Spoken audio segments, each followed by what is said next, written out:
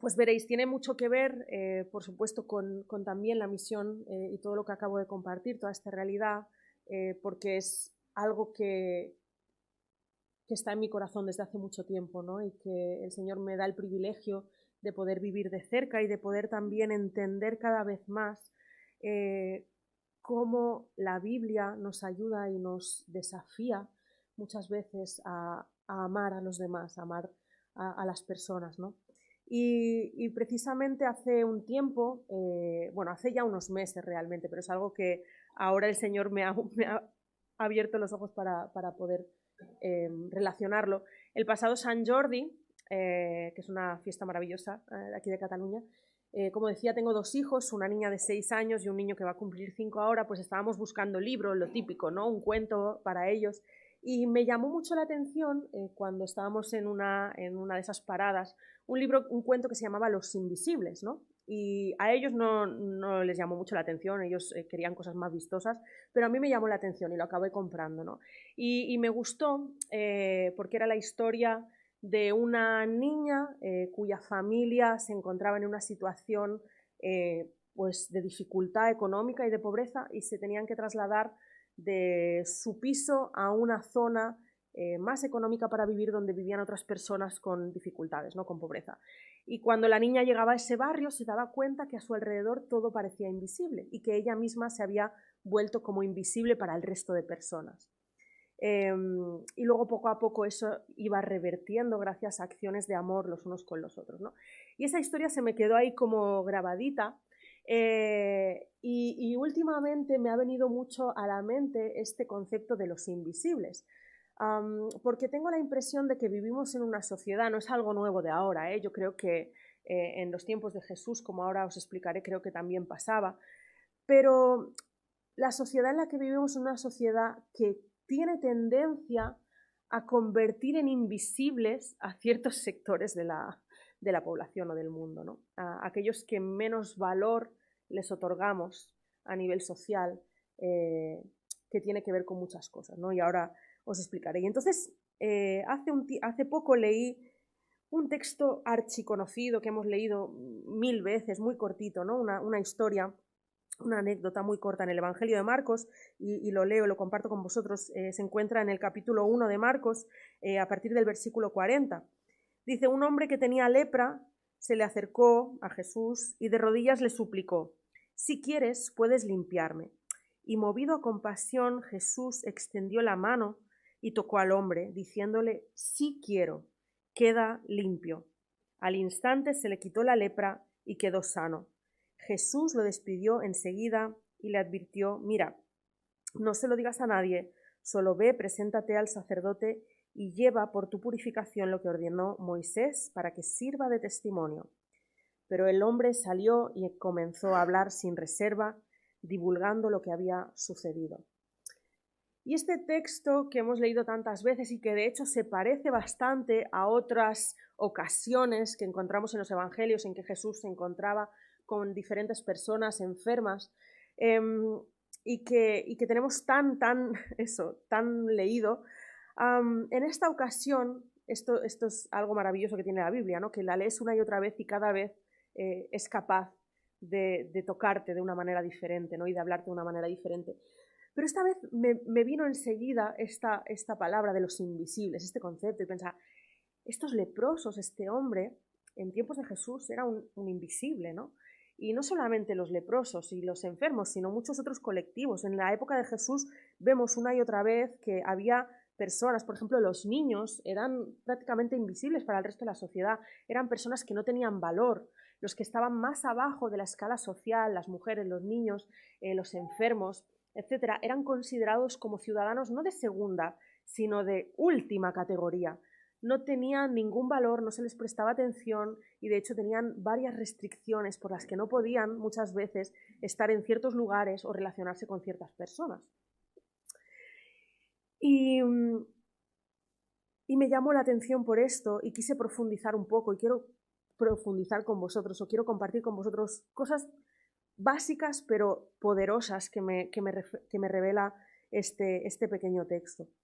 En primer lugar, me paré a pensar que la lepra es una enfermedad que leemos muy habitualmente en la Biblia, pero es una enfermedad de la que yo no tengo ni idea, porque gracias a Dios no es una enfermedad con la que convivamos de manera habitual en nuestra época. Es una enfermedad que a día de hoy no está extendida, no tiene las mismas consecuencias. Vivimos en un momento en el que, gracias a Dios, pues los desarrollos médicos hacen que este tipo de enfermedades no sea lo que era en ese tiempo.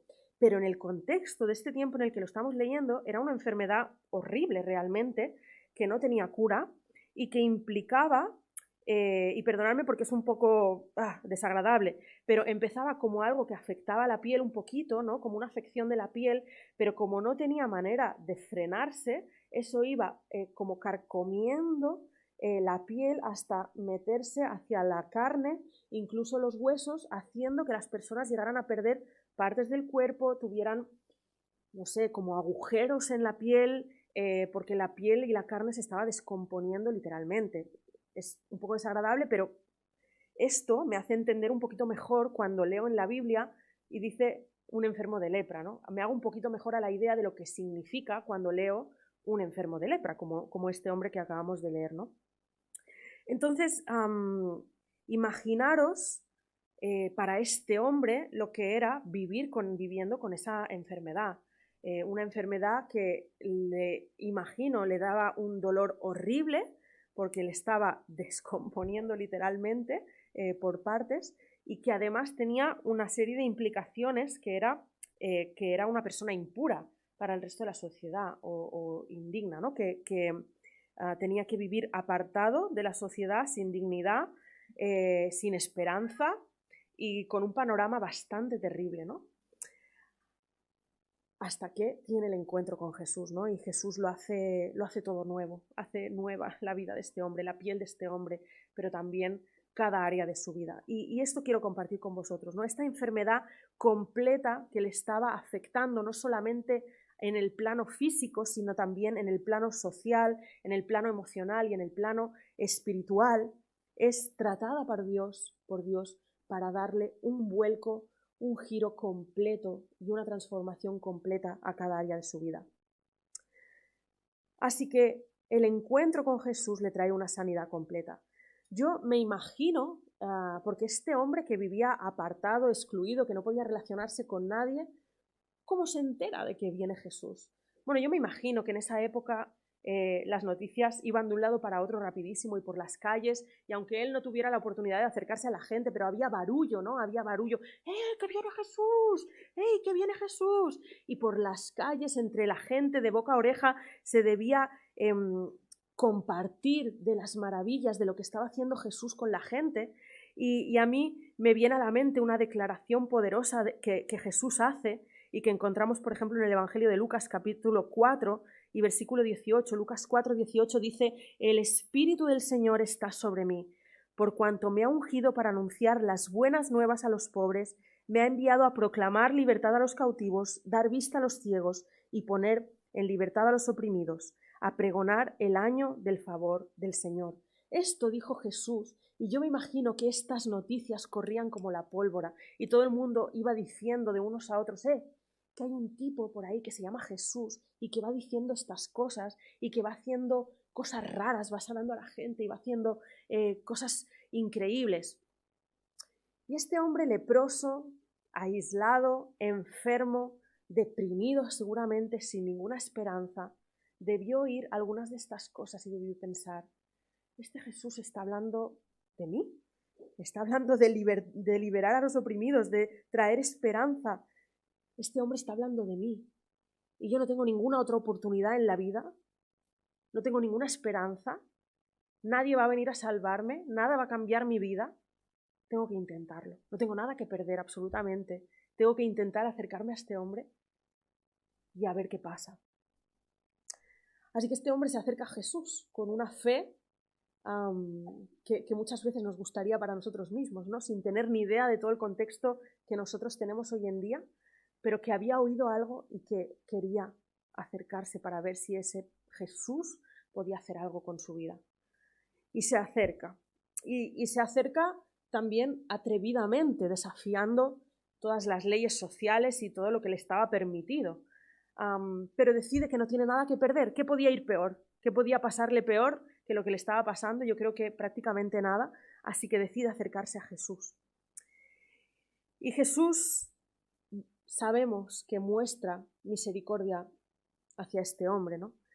Desafiando también él todas las leyes religiosas, todas las leyes sociales y ilustrando con la acción que hace de escuchar y acercarse y sanar a este hombre, ilustrando el plan de salvación para la humanidad, simplemente por acercarse a este hombre y sanarle. Y le trae una sanidad completa, como decía, no solamente física, sino en todos los otros planos de su vida. Y lo primero que hace Jesús es vencer ese desafío físico, ¿no? Es no solamente no rechazar a este enfermo, podía haberle dicho, oye, ¿dónde vas? No me toques, ¿no? Hubiera sido normal, cualquiera de nosotros podríamos haber reaccionado como, uy, ¿qué haces? No me toques, no te acerques a mí, primero que está prohibido, y segundo que le podía haber dado un poco de miedo, ¿no? Que le contagiara. Pero Jesús no está viendo eso, no está viendo el riesgo, no está viendo las barreras que había físicas para que no pudieran entrar en contacto. Así que no solamente no le rechaza, sino que decide escuchar su ruego, escuchar su petición, atenderle y tocarle. Decide él tocarle, poner su mano sobre esa carne, sobre esa piel que se estaba descomponiendo y tocarle. Es movido a compasión. Él no está viendo esa imagen física, él no está viendo ese riesgo, él no está viendo esas prohibiciones. Él está viendo un hombre en necesidad al que tiene que sanar y tiene que hacer algo por él. Pero además de esa sanidad física o de ese desafío físico, hay una parte emocional que está sanando, que está tratando con ese hombre cuando decide tocarle y cuando decide atenderle.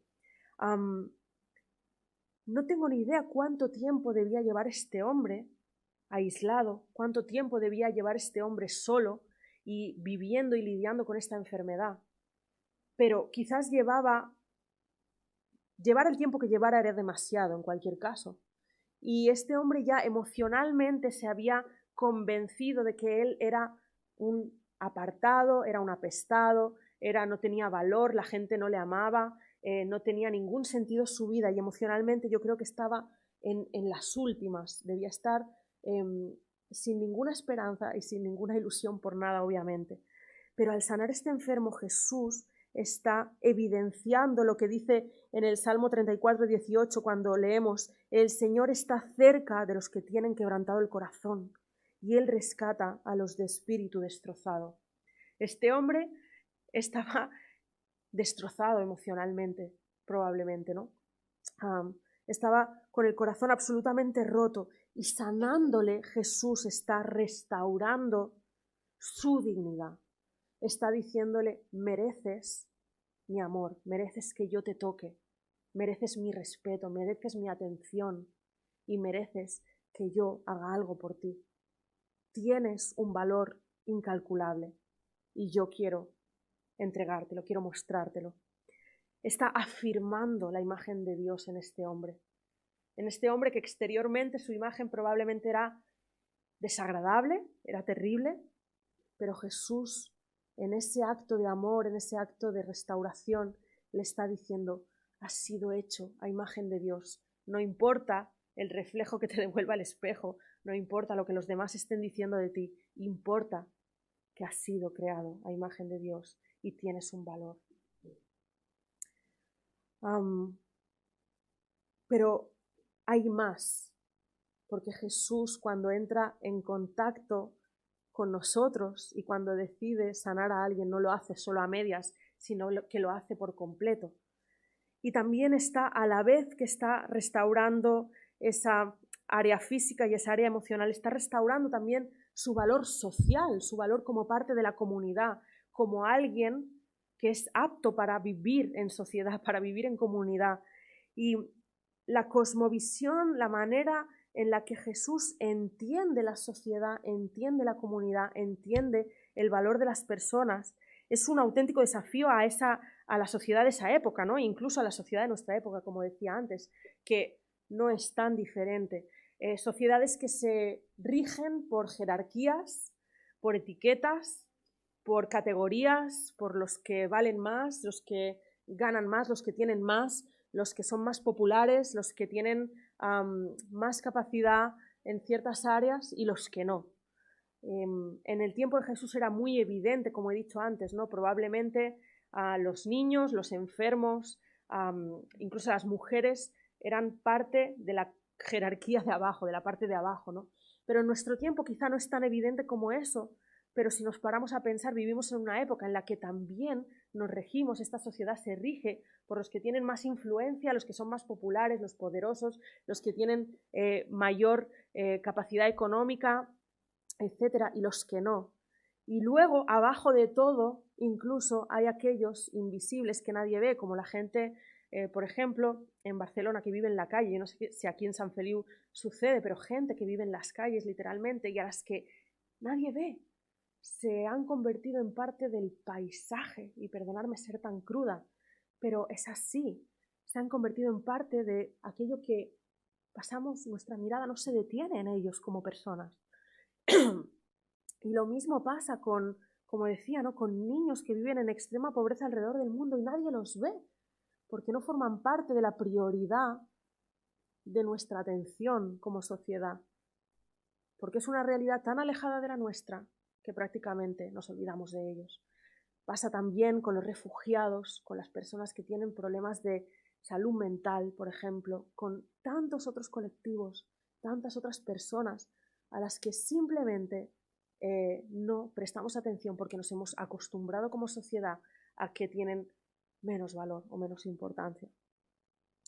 Pero Jesús lo pone patas arriba y él dice: yo he venido, dice Marcos capítulo 2, versículo 17, la gente sana no necesita médico y los enfermos sí.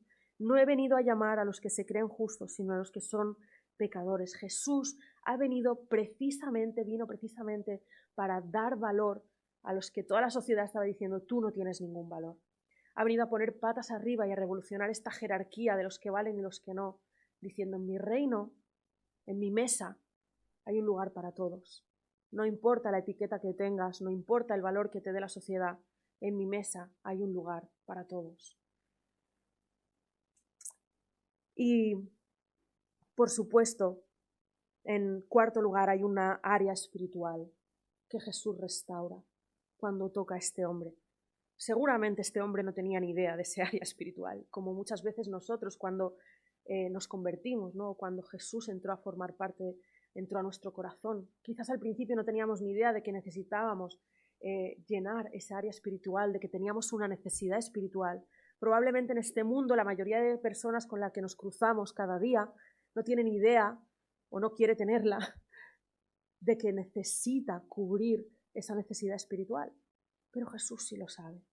Y Jesús, cuando toca a este hombre, aunque este hombre no se lo ha pedido, pero está cubriendo una necesidad espiritual, un vacío enorme en su alma que necesitaba llenarse con Jesús. Y Jesús lo que hace es transformarle por completo, solamente con este gesto, solamente poniendo su mano sobre él.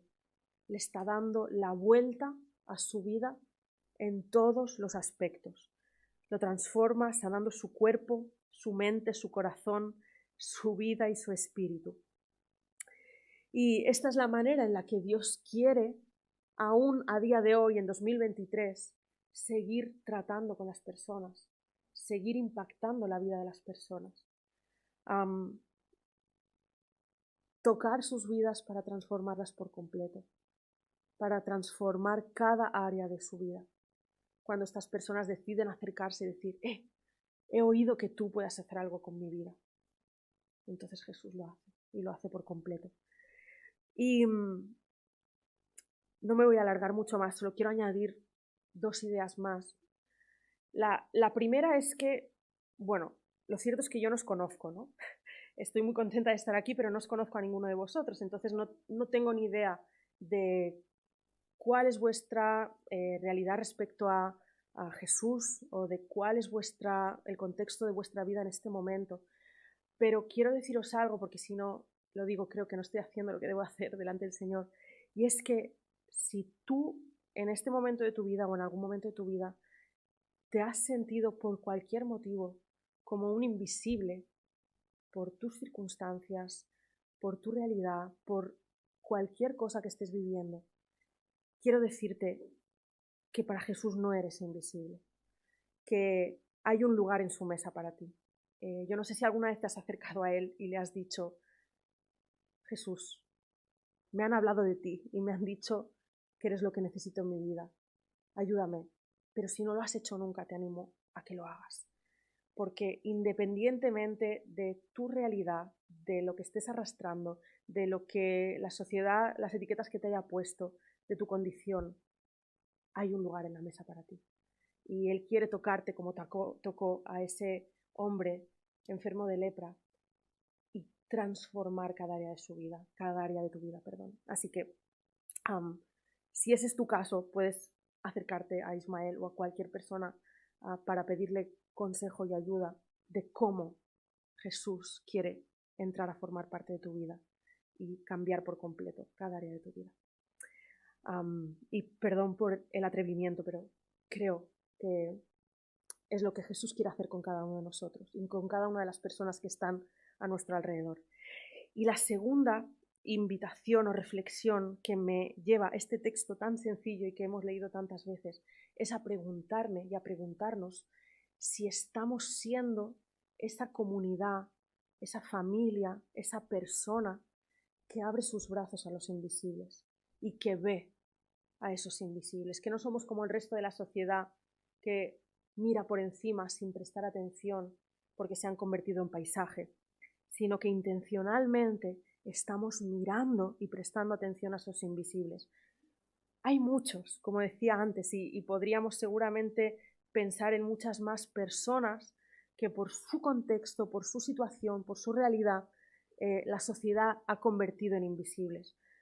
Pero la iglesia cristiana de los primeros siglos fue pionera y fue inspiradora y a mí me sigue inspirando a día de hoy leer historias de cómo la iglesia de los primeros siglos se volcaba en amar y en velar y en estar presente para enfermos, para apartados de la sociedad, para excluidos, para necesitados, para pobres, para niños, para mujeres, para tantas personas que estaban en profunda necesidad y que quiero que en este tiempo, en este 2023, seamos capaces de tomar ese testigo y decir, tomamos el testigo de Jesús y seguimos mirando y seguimos amando y cubriendo a los invisibles, porque a eso hemos sido llamados también, ¿no? A como iglesia, a como seguidores de Jesús, vivir de esta manera. Un texto también que nos lo deja claro y que todos conocemos, que es Mateo 25, a partir del versículo 34. Es mucho más largo el texto y viene de antes, pero cuando dice, porque tuve hambre y me disteis de comer, tuve sed y me disteis de beber, fui forastero y me recibisteis, estuve desnudo y me vestisteis, enfermo y me visitasteis, estuve en la cárcel y vinisteis a mí. Entonces los justos le responderán diciendo, Señor, ¿cuándo te vimos hambriento y te sustentamos, o sediento y te dimos de beber? ¿Cuándo te vimos forastero y te recibimos, o desnudo y te vestimos? ¿Cuándo te vimos enfermo o en la cárcel y fuimos a ti? Y respondiendo, el rey les dirá, de cierto os digo que en cuanto lo hicisteis a uno de estos mis hermanos más pequeños, a mí me lo hicisteis. Y es que esto está en el corazón del Evangelio, en el corazón de la Biblia. De hecho, si estudiamos el Antiguo Testamento, también está enfocado en muchas cosas, en el amor al prójimo y en vivir esta vida de amar y cubrir a aquellos que más lo necesitan, ¿no? Y a aquellos invisibles de nuestro mundo. Os diré que yo estudié en la universidad, cuando estudié sociología, una carrera muy interesante, que luego no he ejercido y no me ha... Pero bueno, muy interesante, ¿no? Y de vez en cuando leo algún libro todavía de sociología y leía uno que hablaba de un sociólogo que se llama Rodney Stark, que intentaba estudiar por qué el cristianismo es la religión que ha tenido un crecimiento exponencial a lo largo de los siglos de una manera, bueno, que es incomprensible, ¿no? Que cómo puede ser, cuáles son las causas que ha llevado a que el cristianismo haya crecido en seguidores de una manera tan fuerte a lo largo de los siglos, ¿no? Y bueno, yo le diría a Rodney Stark bueno, que en primer lugar es porque tenemos al Espíritu Santo también y tenemos a Dios que lo hace posible, ¿no? Pero por otro lado, él me llamaba la atención y me gustaba algo que él explicaba. Decía que una de las causas en los primeros siglos de esta expansión increíble era cómo los seguidores de Jesús, cómo la iglesia pionera de estos siglos, trataba, como decía antes, ¿no?, a las comunidades de necesitados y a los enfermos, ¿no?, sobre todo.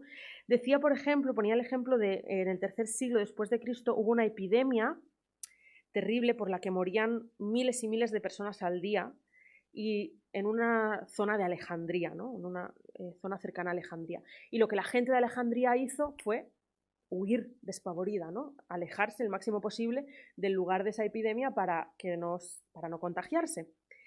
Todos, excepto los cristianos de Alejandría, que decidieron quedarse para cuidar, para amar, para sostener, para velar y para mostrar el amor de Jesús a cada una de estas personas enfermas, poniendo en riesgo sus vidas, por lo que muchos de ellos acabarían seguramente contagiados también, pero con un impacto tan increíble en la vida de las personas que no podían entender cómo estos locos cristianos, estos locos seguidores de Jesús, se exponían de esta manera por amor.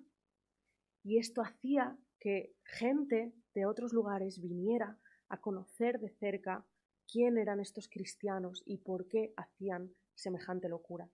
Y el impacto que esto tenía en la vida de las personas era tan profundo que eso ayudó o inició como una revolución de amor por la que más gente cada vez quería acercarse a ese Jesús que lo hacía todo diferente, ¿no? y que hacía que las personas se comportaran de esta manera increíble. Entendieron lo que significa esta manera de vivir de Jesús, de amar, de entregarse por aquellos que nadie más quiere. Y a eso hemos sido llamados nosotros también, a amar quizás a personas que no se parecen demasiado a nosotros, con las que no siempre nos apetecería estar, que tienen realidades que no comprendemos o que no se parecen a las nuestras, pero que necesitan conocer a Jesús y que necesitan recibir, ser impactados por ese amor que les devuelva el valor, la dignidad, la esperanza y que impacte sus corazones para siempre. Y bueno, aquí hablábamos eso de enfermos en esta época de la iglesia primitiva, pero podríamos hablar de cualquier otra persona en esta época, ¿no?, en el 2023. Y voy a terminar con una cita de un libro también, porque me impactó mucho cuando la leí y creo que tiene mucho que ver con lo que acabo de compartir y me deja un desafío y una esperanza increíble, ¿no? Y dice así, el mundo del siglo I quedó sorprendido por Cristo debido a lo que él hizo. Jesús sanó a los enfermos, amó a los pobres, tocó a los leprosos, defendió a los marginados, perdonó a los pecadores, condenó a los hipócritas religiosos, comió con prostitutas y corruptos recaudadores de impuestos, desafió a los ricos y poderosos, luchó por la injusticia para los oprimidos, desafió a su cultura y renunció al materialismo. Demostró que la grandeza se encuentra en el servicio y después murió para que otros pudieran vivir. Esos actos realizados por un solo hombre cambiaron el mundo. Y esos mismos actos, cuando son llevados a cabo por sus seguidores, siguen cambiando el mundo en la actualidad. Y esto me encanta leerlo, ¿no? Y me reta, pero a la vez me emociona profundamente. Y me imagino cómo el Señor está soñando con una iglesia que vive de esta manera, con sus seguidores, a lo largo y ancho del mundo, tomando como suya esta manera de vivir, tomando ese reto como suyo y siguiendo esa manera de vivir increíble que Jesús tuvo cuando vino a la tierra y tomando el relevo y amando y viviendo de esta manera, por amor a Jesús en primer lugar y por amor a los demás. Así que la pregunta en esta mañana para mí, en primer lugar, que yo me hago y que comparto con vosotros, hago extensible a vosotros, es: ¿estoy siendo parte del equipo de Jesús en mi manera de ver y de actuar con estas personas? ¿Estoy siendo partícipe de esa revolución de Cristo que tiene el poder de cambiar las vidas y el mundo? Somos esa comunidad para los invisibles, soy esa familia, mi familia es esa familia para los invisibles. Miremos como Jesús miraba, amemos como Jesús amaba, acerquémonos a los demás como Él lo hacía y seamos capaces de mirar a los ojos de los invisibles, no como el resto de la sociedad, sino como Jesús lo hacía, trayendo compasión, perdón, dignidad y restauración, no por nosotros. Nosotros no tenemos esa capacidad, sino por Cristo, porque Él ya lo ha hecho conmigo y lo quiere hacer también con los demás. Así que con esto termino y espero que esta invitación o este reto pues nos ayude a empezar a dar pequeños pasos en esa dirección. Gracias.